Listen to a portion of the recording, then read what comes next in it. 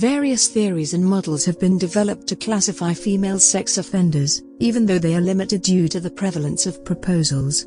For example, the descriptive model of female sex offending by Gannon, Rose, and Ward identifies 3 offending patterns, including the explicit approach, the directed avoidant, and implicit disorganized.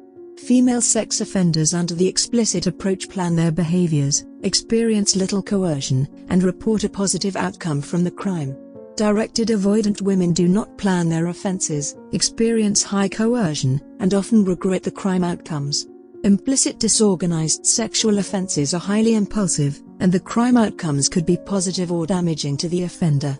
Anderson identifies additional theories that explain female sex offender behaviors, including Finkelhor's preconditioning theory, Hall and Hirschman's quadripartite model, Ward and Siegart's pathway model, and Marshall and Barbary's integrated theory. The quadripartite model is a 4-factor model that was constructed to account for sexual offending against children. The noted factors in the model according to Ward include physiological sexual arousal that deems sexual abuse as appealing, cognitive distortions that blame the victim to justify offending, emotional regulation, and personality issues. The preconditioning theory presents 4 conditions for abuse to occur as outlined by Finkelhor. The conditions include a history of abuse, the ability to overcome the histories, overcoming external barriers, and overcoming resistance by the child. According to Terrier, the pathways to sexual abuse in the pathway model include difficulties in emotional regulations, sexual dysfunction, deficits in social and intimacy skills, antisocial attitudes, and combined dysfunctions. Stempel, Flores, and Meyer also note sexual dysfunction for men who report severe sexual victimization. The integrated theory associates sexual offending with various factors, including psychological vulnerabilities, cultural norms, biological responses, and developmental experiences. The life course theory supports the theories that focus on perpetrators' lived experiences. Ireland, Ozan, and Ireland also identify a 3-category typology that includes teacher/lover, predisposed, and male coerced. The teacher/lover component of the typology presents sexual offenses perpetrated by women as learning processes for the victim. The predisposed component of the typology is more common since it accounts for a history of sexual abuse in perpetrators. More personal trauma histories are common in female compared to male sex offenders. The histories include increased likelihood of physical or sexual abuse, close association with perpetrators being siblings, and longer occurrences of the abuse compared to male counterparts. Survivors of traumatic histories are more likely to present negative behavior. Anderson explains that male coerced offenders are in sexually and physically abusive relationships and are passive of their dominant partners. Finkelhor, Ormrod, and Chaffin explain that the history of abuse could be with offenders being victims or perpetrators. Anderson notes that female perpetrated sexual behaviors include unwanted sexual touching, oral sex, and vaginal or anal penetration using objects, fingers, and the penis. Sexual behaviors among juveniles include sexual contact involving younger children, gang rape, date rape, sexually grabbing peers, fondling children over their clothes, and sharing pornography. Male coerced perpetrators are perceived to be coerced by a male co-offender. Ireland, Ozan, and Ireland also explore a recent 3-fold typology consisting of once-only offenders, generalists, and specialists. Once-only offenders commit one offense, generalists are associated with a series of other crimes, and specialists engage in sexual abuse as the primary crime.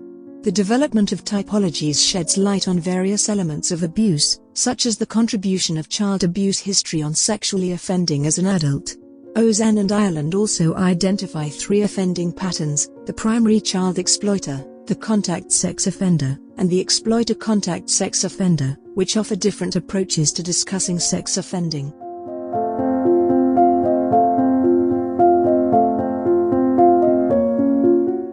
Effectively deterring offenders requires anticipation and knowledge of the consequences of being caught. Gendered sentencing results in perceptions that female sex offending is permissible in communities. Examining the gender disparities in punishing sex crimes is essential for societal, gender, and policy control. Consistencies in the gender gap across various sexual offenses indicate the gendered nature of views on sex crimes and how the views significantly influence sentencing. The gender-based differential treatment of sex offenders raises unanswered policy and research questions. The attention to sex predators and subsequent outcomes have informed the shift in punishing offenders from treatment-oriented to punitive approaches, despite a drop in victimization cases. Most societies believe that sex offenders should be incarcerated, instead of alternative punishment approaches, such as probation, court fines, or therapy-based treatment within community settings. Public opinions on sex offenders are extensively documented, but there is limited knowledge on perceptions about female sex offenders. Turner and Demuth note that the lack of knowledge on female sex offenders is associated with the fact that prevalence rates are retrieved from social justice and criminal justice systems. The skewed perception of the consequences of female sexual offenses influences sentencing decisions in criminal justice.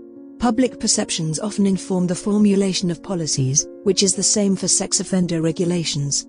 Regulators in the 1990s concentrated their efforts on supervising and incapacitating sex offenders. Changes in regulations have been characterized by harsher sentences against sex offenders in the form of lengthy prison terms. The severity of punishment approaches extends beyond imprisonment terms to civil sanctions once prison time is completed. The sanctions include residence restrictions, constant monitoring, enrollment in community notification programs, and inclusion in sex offender registries. These sanctions are deemed necessary owing to the public perception of sex crimes, but they increase the likelihood of reoffending. Convicted female sex offenders are perceived differently compared to their male counterparts. Apart from the predatory-informed perception of court actors about male sex offenders, gender differences in offender history and offense severity contribute to sanction disproportionality. In other words, men commit more serious offenses and have greater criminal histories, which accounts for the sentencing disparities. Thus, legal factors independently account for sentencing disparities. Dorner and Demuth observe that incomplete criminal history measures and offense seriousness do not capture the offending differences between men and women, which widens the gap in gendered sentencing.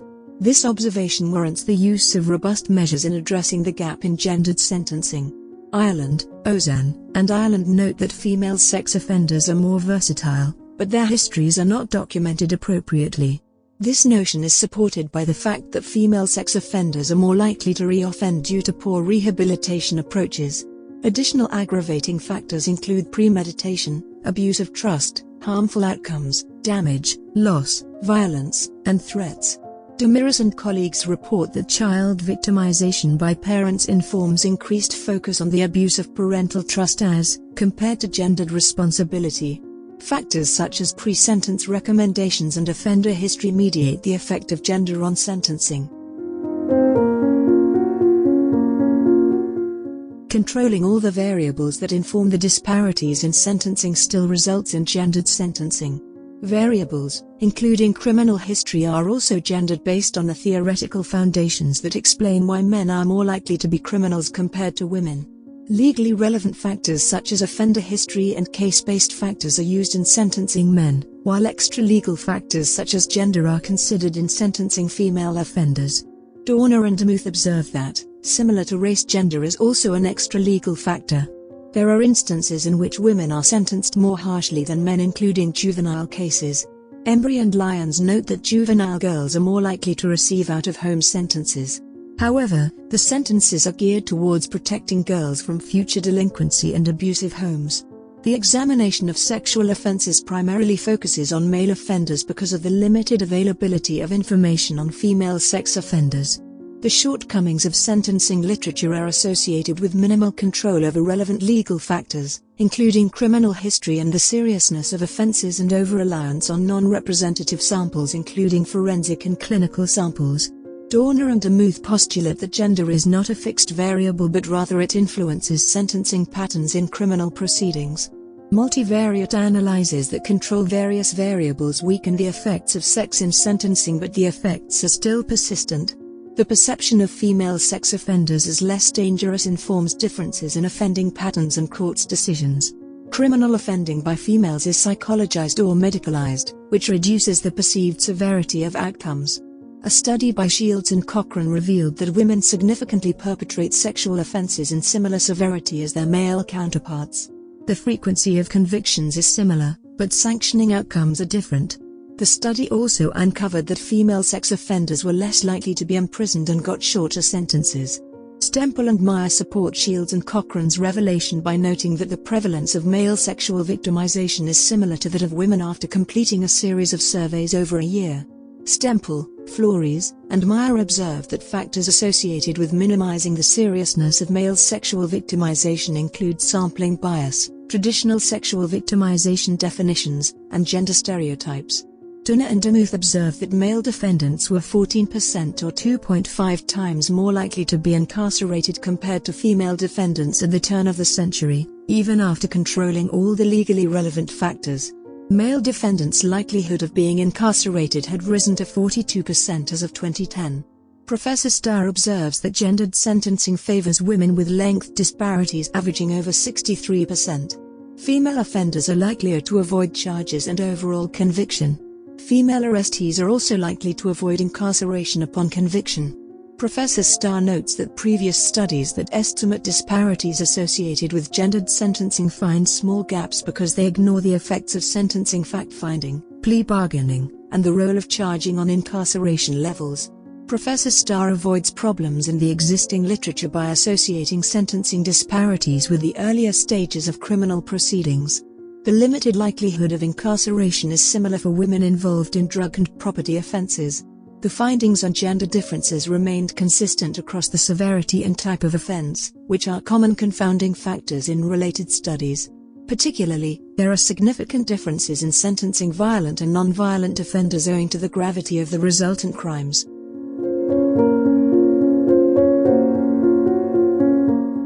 The principle of proportionality supports heavier sentencing, based on the gravity of criminal outcomes.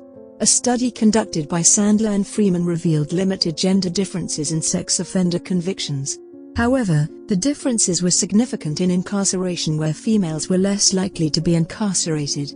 Beebe, Hobbs, Gross, Hain, and Patterson explained that female sex offenders are less likely to be imprisoned and more likely to be sentenced to intensive probation and other non-custodial sentences. This phenomenon implies that courts tend to trust female sex offenders with supervisory sentencing, while the same trust not being accorded to male sex offenders. Ireland, Ozan, and Ireland outline various themes to effective rehabilitation. They include considering the impact of minimization issues, comprehending the harmful sex behavior, exploring attitudes that inform offending, intervening on the victim's empathy, considering sexual interests and behaviors, examining approaches to intimacy, supporting effective emotional regulation, and involvement in relapse prevention. Embry and Lyons observe that men are sentenced longer for sodomy, sexual assault against children, and rape. However, sentencing for general sexual assault is lenient, a phenomenon that the authors attribute to the even offending ratios between the genders. The limited accountability of crime and victim demographics in sex crimes perpetrated by women increases the sentencing gap.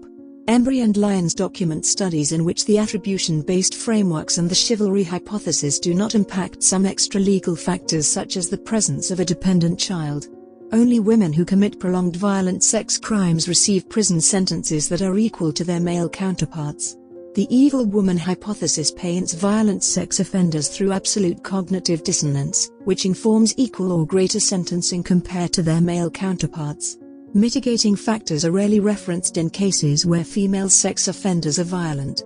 Women who commit non-assaultive offenses are less culpable. Still, the heavy sentences are based on the violation of gender roles and stereotypes over prolonged periods.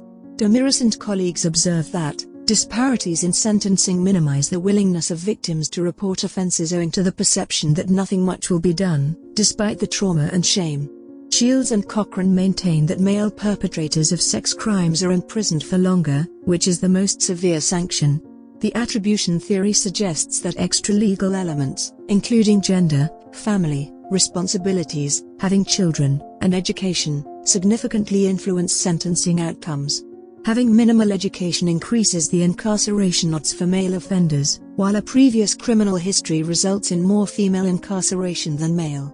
Race also influences incarceration rates, with Hispanics being more likely to be incarcerated, and Black women being least likely to be incarcerated.